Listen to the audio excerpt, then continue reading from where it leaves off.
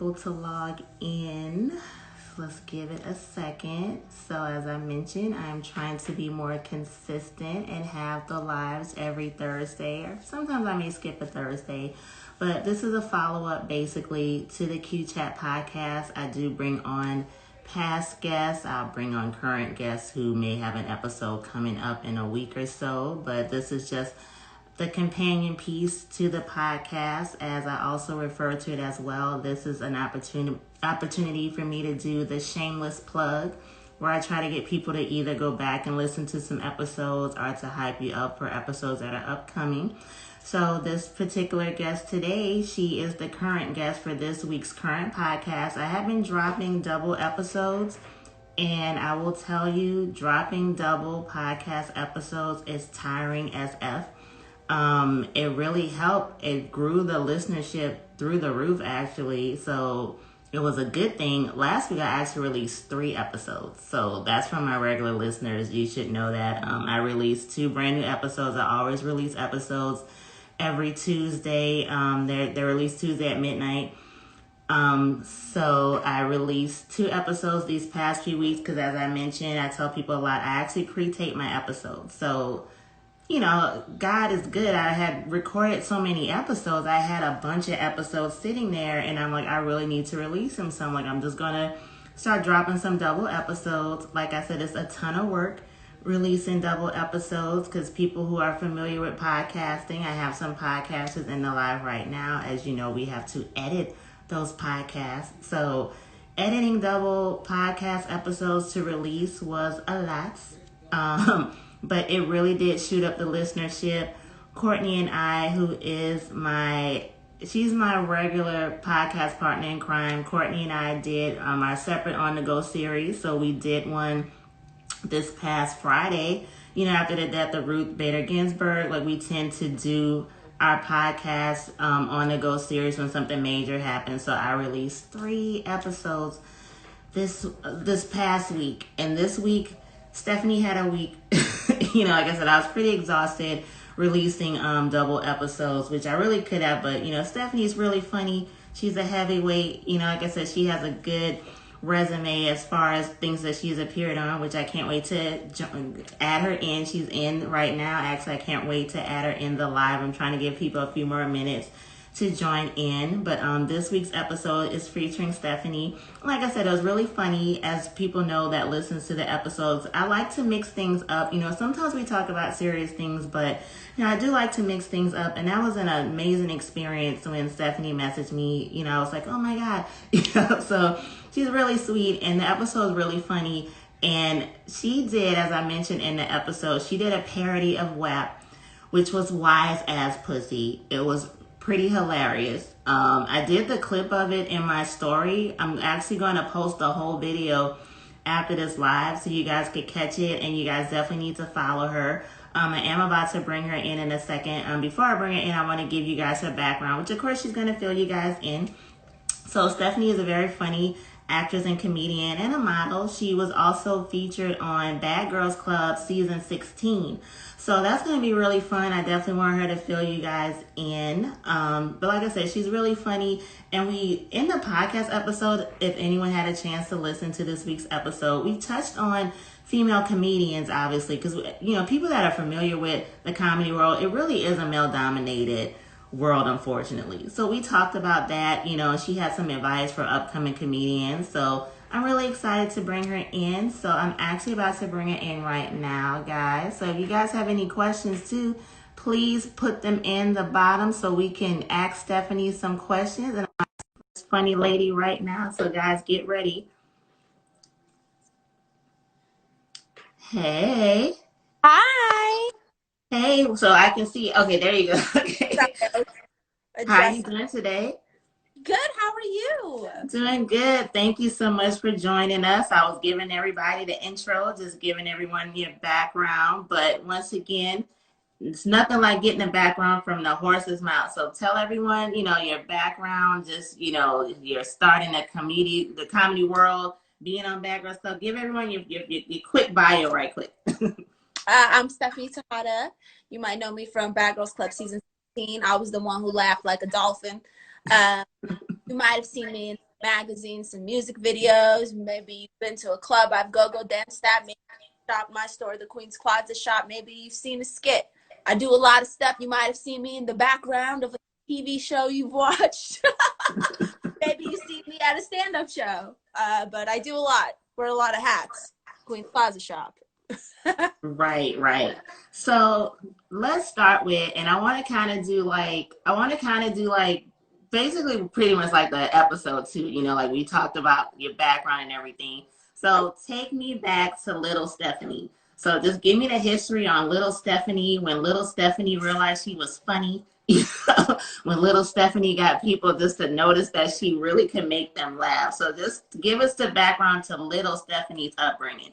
Little Stephanie has always been a goof. I think once I was able to, I was trying to do impersonations and mimic voices, and kind of started with cartoons, and I started listening to music. I started doing like singers, but that was something I did. I think when I was like 4, I remember like it literally like it was like do the thing. Right, right. And that's where it started. I didn't really pursue comedy until after I did a lot of other things. So I grew up, I did some modeling.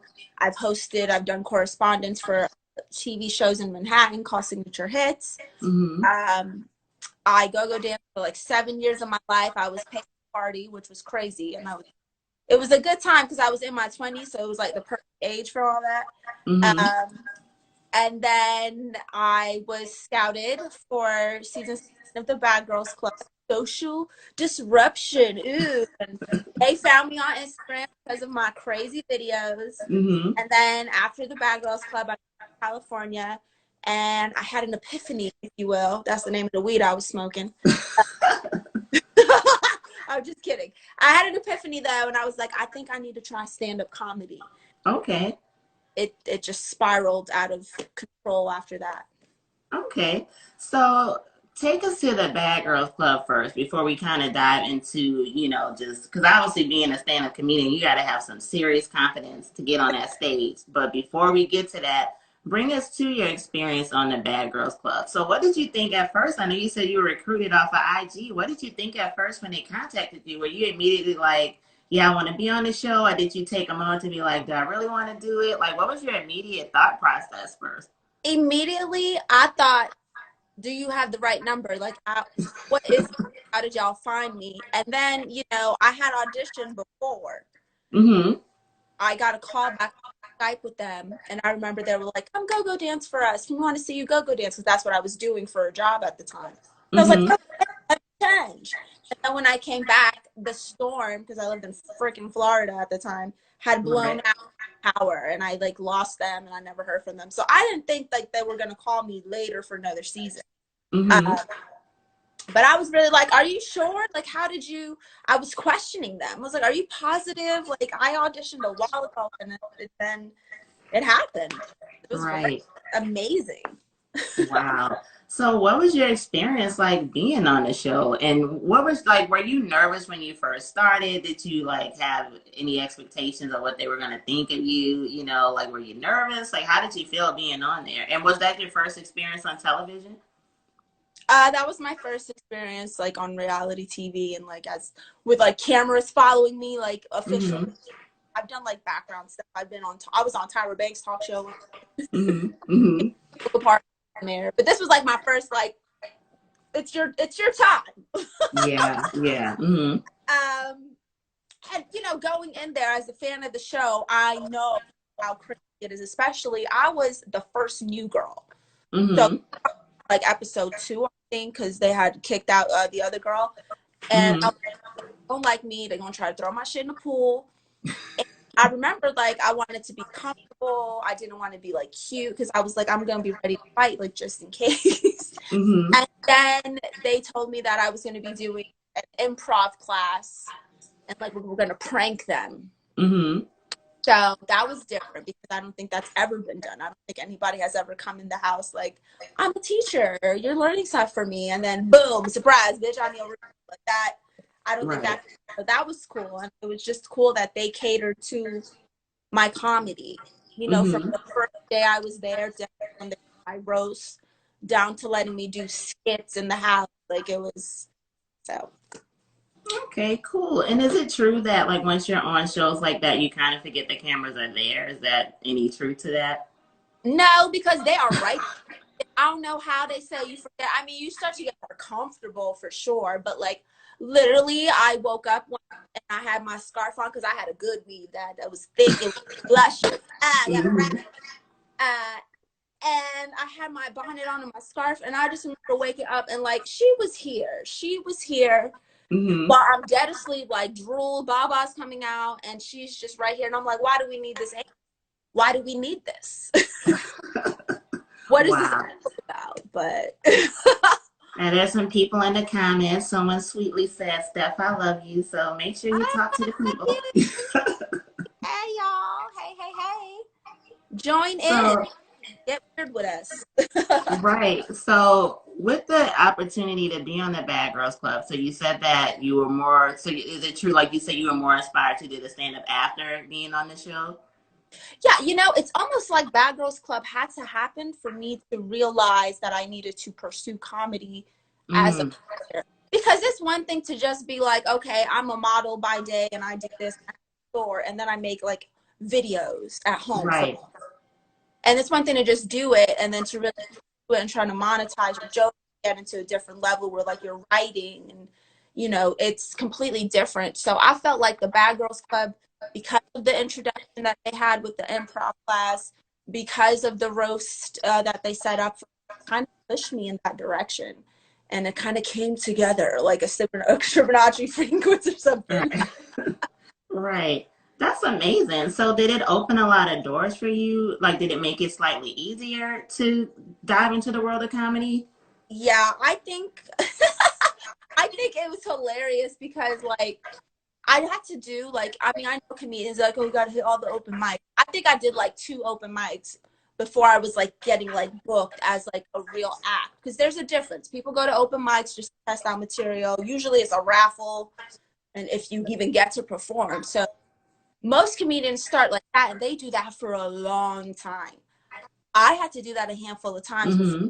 like, okay, now we're going to feature you. We want you. We're going to pay you. We're going to like, we want to book you officially. So I definitely think being on television, having another platform for them to, kind of see like that I have a following that I can bring people to shows is what really helped me to get booked on more shows. And I think it's the reason why it went so well for me and is still going well today. Mm-hmm.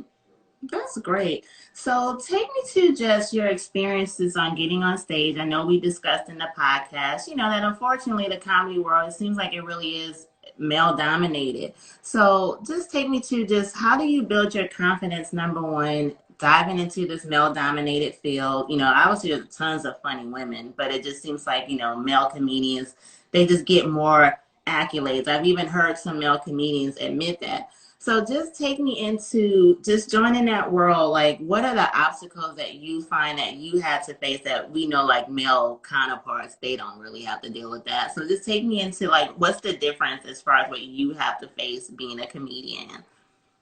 Well, it's definitely a male dominated industry for sure. Like if you Google comedians, it's going to be Mm-hmm. 80% of them are male and like 20% are going to be women. So I Right. feel like it's a blessing and a curse, because it's like you're a woman, women aren't funny. Like there's so many people who swear women aren't funny. I'm like, are you dumb? Like your mom don't tell you, don't make you laugh ever. Your auntie never make you chuckle. Like shut up, you're a hater. Right. Right. And then there are women that are like, they're like, okay, you're not funny, whatever. And then there's some guys like, well, cute.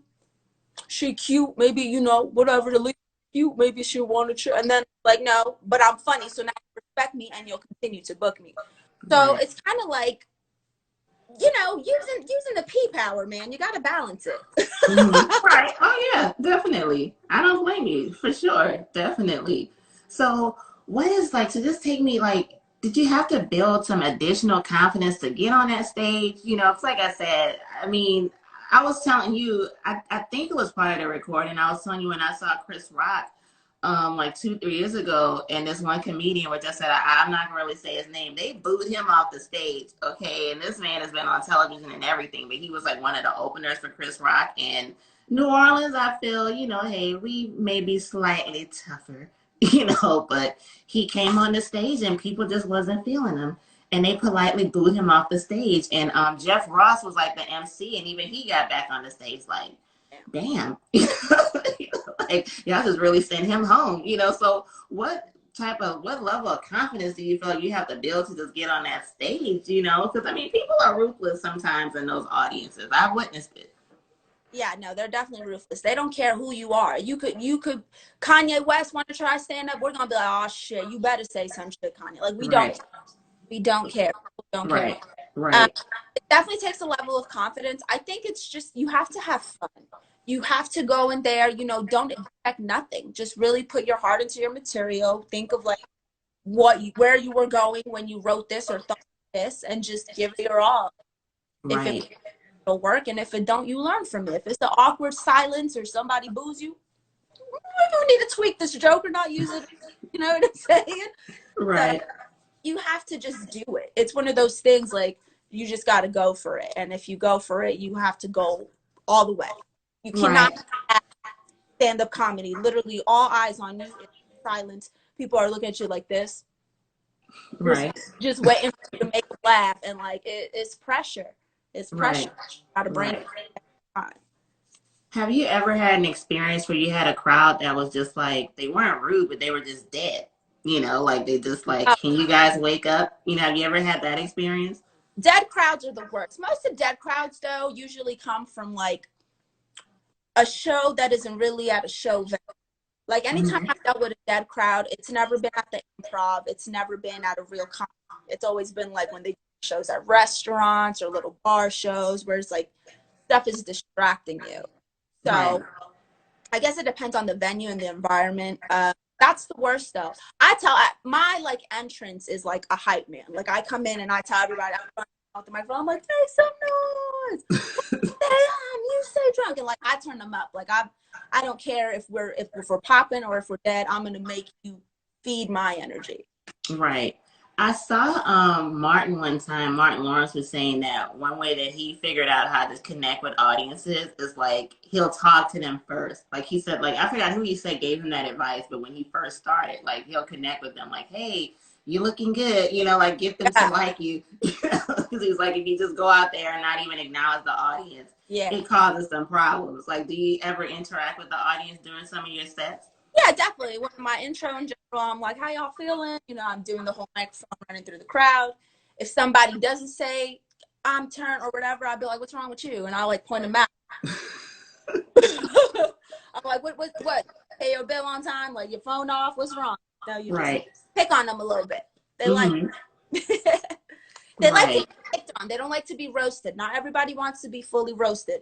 Easily pick on somebody. Don't just cook one person all night. They'll get pissed. Right. I dated someone once, and he said how one time, and we're talking Comic View. Now, Comic View has not been on BET, and I can't even tell you how long. Girl, he was saying how Bruce roasted him.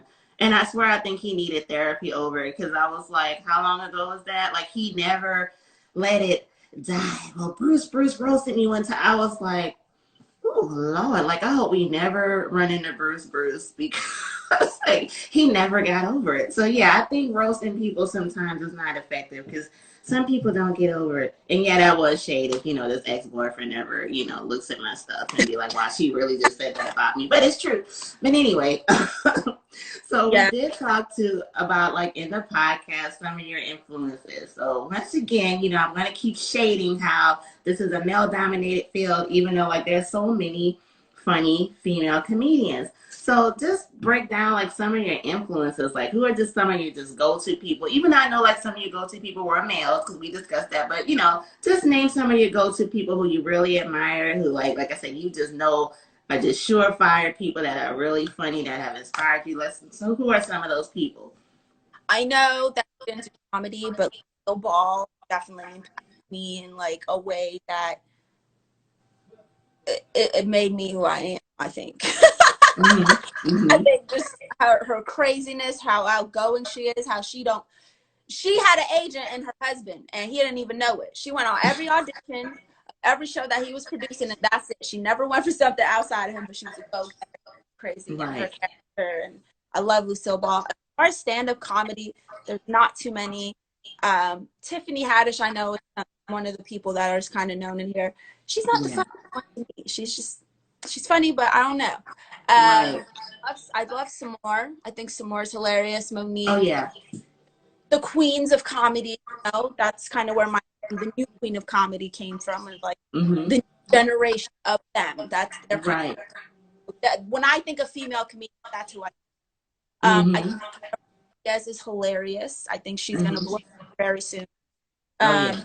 My favorite comedian ever is Dave Chappelle. I just love his outlandish ways of telling story. He's kind of when I try to do of how would Dave, because I want it to be out as outlandish and as uncomfortable as possible, because that's what makes comedy comedy. And I'm so sick of like people trying to my just like, oh, but you can't say that.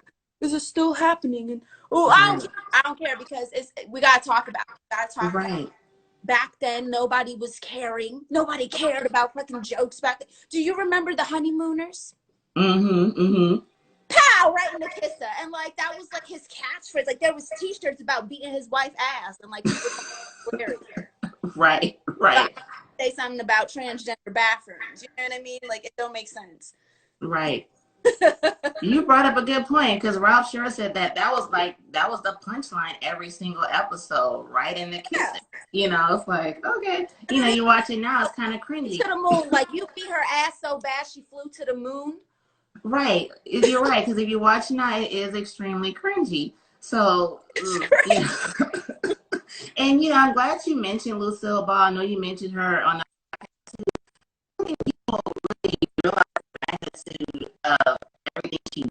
I mean, first of all, so many things. Back then, number one, she was in an interracial relationship too. I mean, she was married to, this Cuban immigrant. That alone was a major issue, okay? And them both, doing Desi Lou and everything and having that show, like, there was no woman doing that back then. And she wasn't just on television. For her to start that studio and that production company, like, that was some major stuff. You know what I'm saying? I remember the night she died, how they stopped television and everything. They said she had passed away. I don't think, I know newer generations, they don't know, like Lucy, who, like, they don't understand the magnitude and how someone like that opened the door just for women in general, just for you and I to have this conversation.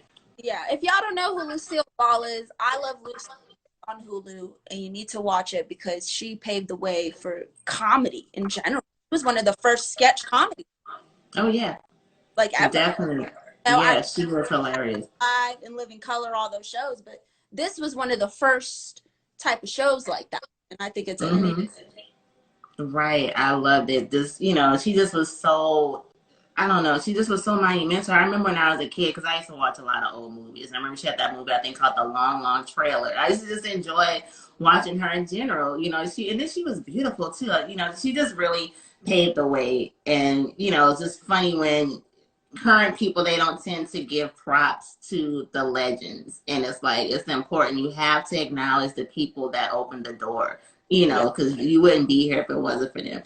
Now, Dave Chappelle, of course, I love him too. Dave Chappelle, one of the reasons, like, I really, really love him, because I grew up in that generation where, Richard Pryor was everything. Like, Richard Pryor to me is like the GOAT, because anybody who could do a comedy special about almost killing himself and make a joke about it, like when he had on that red suit and he lit the match and he's like, yeah, I know a lot of y'all make that joke about me. Yeah, this is me running down the street. I mean, the fact that he flipped that pain and was hilarious. I really, to this day, feel like it's really hard to duplicate that genius that he had. And to me, Dave Chappelle is the closest thing we have to Pryor. Because Richard Pryor was he was raw, he was honest, and he did talk about social issues. You know what I'm saying? I mean, just like he had the sketch show that only lasted one season because it was too raw for NBC back in the day.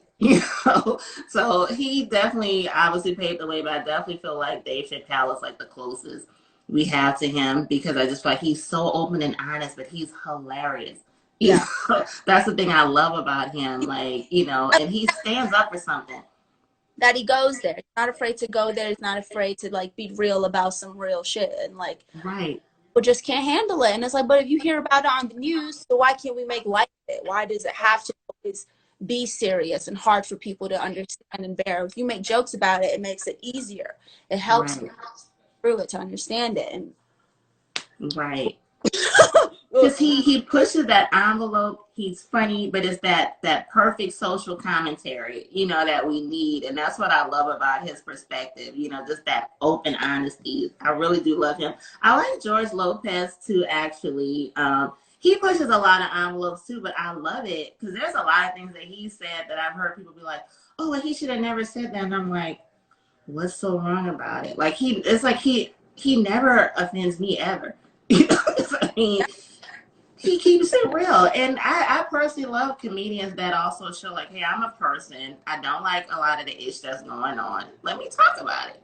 yeah, Why that's what not? it's about. It's about talking about it, get it off your chest, whatever it is. It's an outlet. It's a form of Right. art. If I were to say what I say on stage behind a rap beat, it's cool. It's a rap song. Nobody would care. They won't Right. talk about some real shit on a hard beat. But if you say it in silence, try to make a little joke about it, oh, how dare you talk about this? Like, if you don't get Right. your hypocritical ass listening to some rap song where they talk about killing a whole block, but I can't say Right. something about whatever, like, it don't make sense. It makes no sense. Right. Generation is too much of victimizer. Mm-hmm. There's too many, Right. not enough people speaking and helping and just genuinely trying to make light of this and help. Like, what are you doing to help? I'm trying to make people feel better with jokes. Right.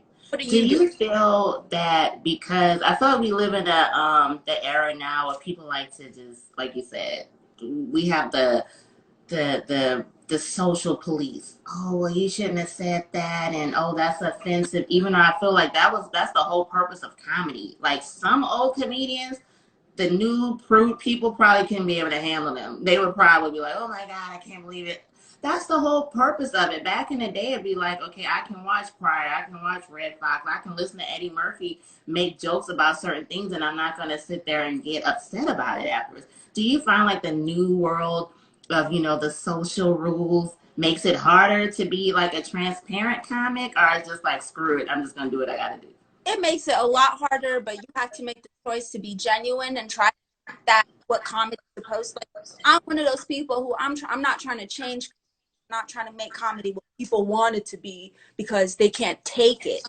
Comedy is exactly what you said. Richard Pryor, Red Fox, Eddie Murphy, Dave Chappelle, these people that go there, they're obnoxious about it and they talk about real issues in a way that makes you laugh about it. I don't see how that's any worse than just talking about it or Right. singing about it. It don't make sense Right. to me.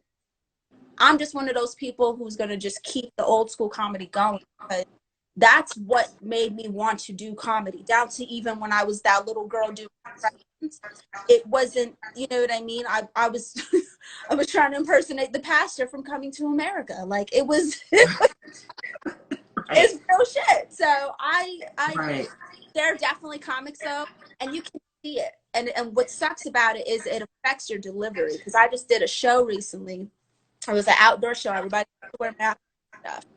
And Mm-hmm. some guy was saying something about the president, and you just kind of keep saying it in like a way that he was like, "I don't know if I should say this," and then everybody's response was like, "Ah," and I'm like, "Are y'all serious?" Like, I feel like I was the only one who was like, "For real?" That, Right. but there was another comedian who said some outlandish shit that made me die, and I didn't care that everybody else was. Mm-hmm. I was dying. So Right. I just, when I look at it from the consumer and the person in the audience, I want to laugh. Right. Right. And I'm not going to be able to make somebody laugh if I think too much or try to censor it, because then the message will be distorted and it's not going to come out right. So I say just take it there. It's a concept Right.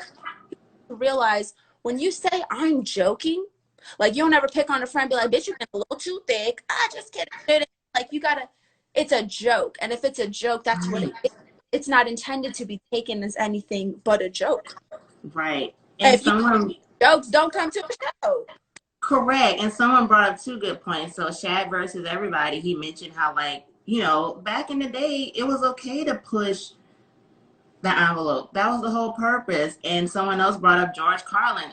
I think people wouldn't be able to take his comedy now, which is ridiculous, but I really think they would not be able to understand him.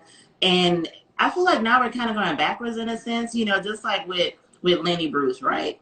He was raw, but like people were really on him, so I just kind of feel like now it's like some people can't be comfortable to say what they want to say.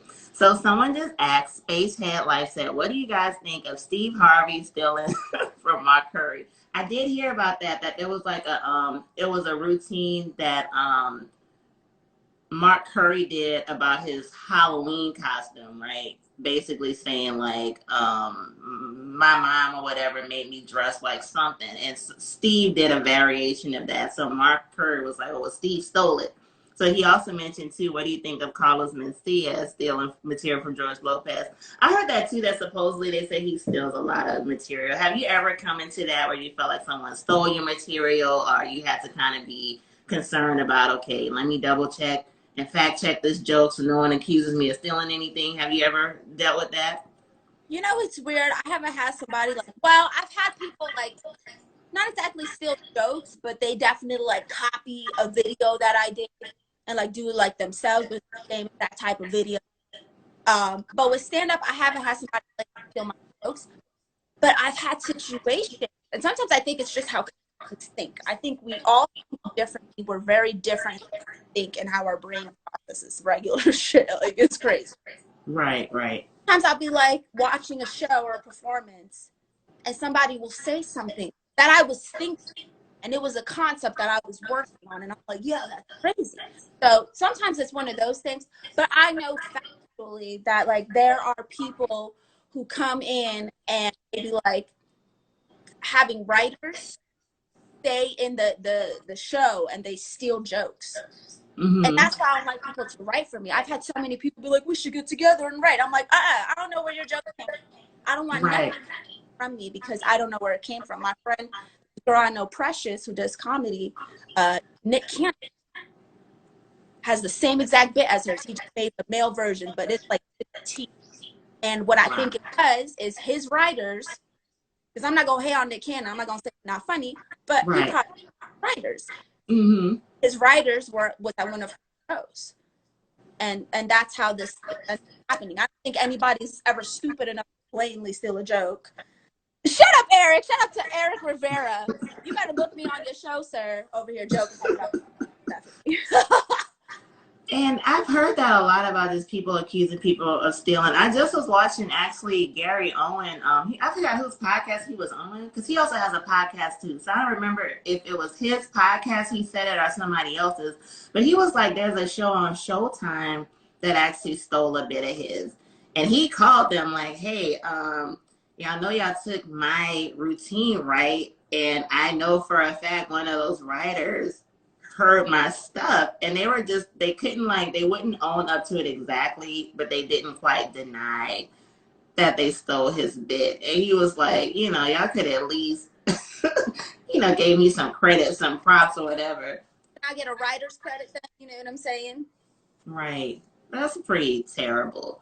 So let's dive into. So I put a clip of it in my story, but I am actually gonna pull the whole thing. You know what I'm gonna mention is the wise ass pussy, which I think is hilarious. So tell everybody, first of all, give everybody just the skit in general. Like I said, I want people to make sure, shameless plug time. Listen to the Q Chat podcast episode that features Stephanie. It's on all the streaming platforms, including Amazon Music now. Plug. So listen to that episode. You can find it anywhere. Right, you can find it anywhere. And me and her talked about, the wise ass pussy. So I'm going to actually post a full video after this. But tell us how you came up with that funny concept. I know you had some other people that were in it. So tell us about that funny concept about the wise ass pussy. So I'm part of this little group where it's just a bunch of comedians and stuff. And we just, get together, come up with ideas. And somebody was like, we should do a WAP parody about grandmas. And we came up with the name Wise Ass Pussy. And me and my friend Janae, we wrote it. It's actually funny because it's like we both kind of wrote each other's part, and we didn't even mean to do it like that. So we both wrote the song. And the way we did it is like I was like, I'm gonna write the first half, and you write the other minute and a half, and then we just pieced it together, came together, met up at her house one day, recorded and knocked it out.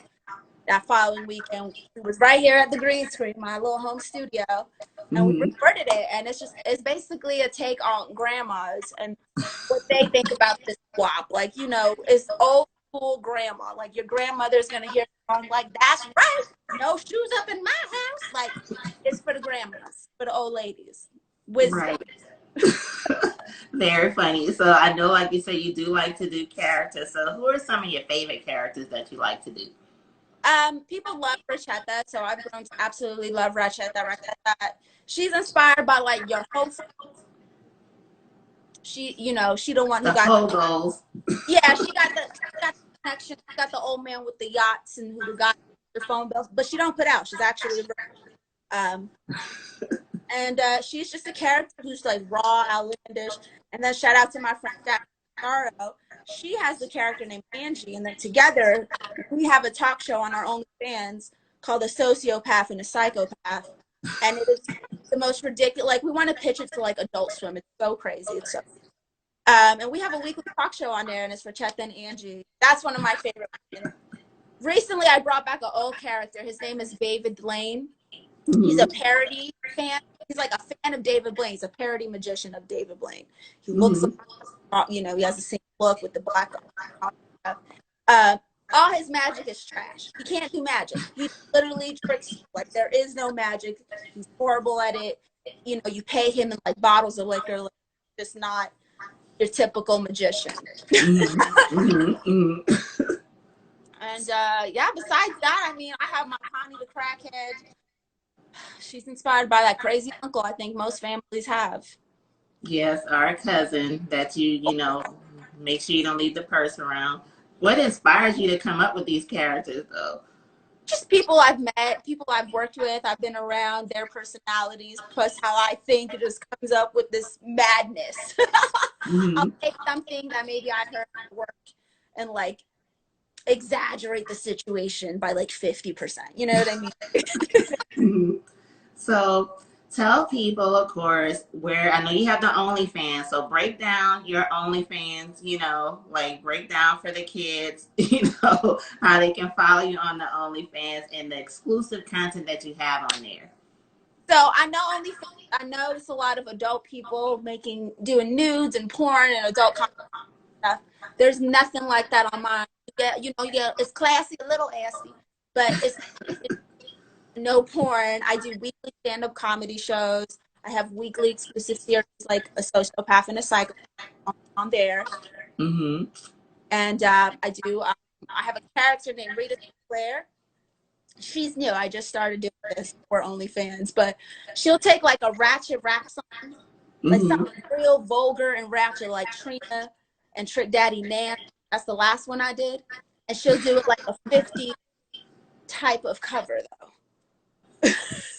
So like we did Nan over like a Billie Holiday type beat, and the 50s jazz singer and an old speakeasy, and that's a really like that. That's new. You can get roasted by me. I saw that you can. Yeah. I did see that. I thought that was so funny. I'll pay you to make fun of them. I'm shocked. People are like, "Can you roast me?" I'm like, "Hell yeah, that's awesome!" And it helps me to think creatively. That's what I really like about fans. I actually got a new interview coming out soon, so I'm excited about that. That's great. Y'all can just see everything is in my bio. You got, I have a link tree, all my social media links. If you hit shop, it'll take you to the store, the Queen's Closet shop. Some of the stuff and I'm glad you said that because all the episodes, they're available. So, you know, like I said, I don't really sweat too much as far as like how many people join the live because you can always watch it later. And I do post it on YouTube. It gets tons of views, actually, like the little series on the IG. So like I said, trust me, people will be tuning in. So just remind them again how they can find out your information because I definitely want people to check you out. And shameless plug again, listen to the new episode of the Q Chat. It's on iTunes, iHeart, Google, Spotify, Amazon Music, your mama's basement. It's everywhere. You know, like, you can listen to it everywhere. So you can listen to our funny little chat. I love it. Yeah, you guys, and you can follow me, Tejada. I have a comedy page that I on comedy posts. So, you know, I'm an influencer. I got to do my flat tummy tea clothing posts. Yes. I have. So I have a page. It's called The New Queen of Comedy. Y'all can follow just my comedy skits and stuff. No spam, no ads. Right. In my bio, you guys, everything is there. My personal website, my OnlyFans. If you're thinking about OnlyFans, if you have a talent or you got something you want to share with the world besides, you know, anything that just attached to you, you don't have nudity. I tell people all the time, I have comedians signed under me, actresses, dancers, models, a chef, a life coach. Like they're making good money for just being themselves on there. So if you're thinking about that, I got my referral link in the bio. If you hit shop, it'll take you to my store, the Queen's Closet shop. And you can follow that Instagram is at the Queen's Closet _shop. Cool. Thank you so much, Stephanie. Like I said, I'm so happy that you found me in this little podcast IG world. You know, like when you inboxed me, I had to message several friends. I was like, oh my God, you know, like I wonder if this is real. You know? So like I know so many people are so bougie. Like some people get paid for interviews, and that's great. Maybe I'll get to that point one day. But like, why not come together and like let's do the cross promotion, help each other. That's how you grow. That's how you get organic following. That's how you get real sales and views. You gotta promote with other people. You gotta link up. So that is true, because as everybody knows, Issa Rae is my huge inspiration, and there's a video I posted more than once where she says network across, and I truly believe in that. You know, has a podcast or a live show, DM me. I will come on. We can. Boom, you guys heard it, because trust me, I had several people inbox me, oh, how did you do that one? And I've gotten that question about other episodes I've done too. So that's another thing for people listening, as far as, you know, is curious how I've gotten certain guests. Number one, I am myself, you know, as far as, you know, what I post and stuff. I just keep it real. And honestly, a lot of the guests I've had have messaged me in the past few months. Back in the day, I would be like whoring myself in people's inbox. Oh, can you please be on the show? But, you know, God has blessed me and people have reached out to me, which is great, you know. But like I said, I'm very transparent. I'm honest. I'm friendly. I'm very active too on IG. But I also do treat my podcast as a business. So I do think it's slightly different for some people, because my podcast is for brand building. So I take it extremely seriously, who I have on there, how I do it. As you know, when you inbox me, I'm like, let me email you, send you my pitch deck, have the calendar waiting, you know what I'm saying? And I feel like, hey, if I had yeah, girl, I'm going to message you, you probably would have been like, I don't want to be on her show anymore. You know, so just people be professional, you know, like there's nothing wrong with just treating things a particular way. So thank you so much for being on the show. I really appreciate it. Once again, everybody. And thank you. Someone complimented and said we are both so beautiful. Thank you. And we have a great episode. Another shameless plug. So thank you again, Stephanie. I wish you all the luck. And I'm actually considering doing that OnlyFans. So I'm going to have to click on your referral link, because I've heard a lot of people making some serious money off of that. Yeah, there's people doing podcasts on there too. I actually, Donnell Rawlings, he played Adam Larry. He got a podcast exclusively on OnlyFans now. Wow, see, I need to look that up. Thank you, someone else. I love both of your guys' hair and mask style. This is actually some hair too that I get free hair actually. So like, if everyone knows, I've been wearing all these different style braids. Yeah, because someone gives me that free hair and I promote it. It's the Fernie hair. So hey, sisters gotta hustle. So, at the shop. You know, so thank you guys so much. Oh, I see someone said they love your earrings. So make sure you follow both of us if you aren't. So I wish I could screenshot this, because they don't give you the comments, which I think is ridiculous when people comment and everything. So thank you guys so much for joining us. Like I said, shameless plug. Please listen to our episode on the Q Chat podcast. It's a really funny interaction, another funny chat. So like I said, Q Chat is streaming everywhere. You can watch this full episode if anyone missed the beginning. It's going to be available on the IG, and I'm also going to be loading that on YouTube sometime today or tomorrow. It's Go Queen, GEAUX Queen on YouTube. And make sure you guys follow Stephanie Tejada. Thank you guys. Bye. Thank you, Stephanie. And I am going to be posting that wise ass pussy in a few minutes. Thank Thank you. you. You Bye. guys have a good night. Thank you.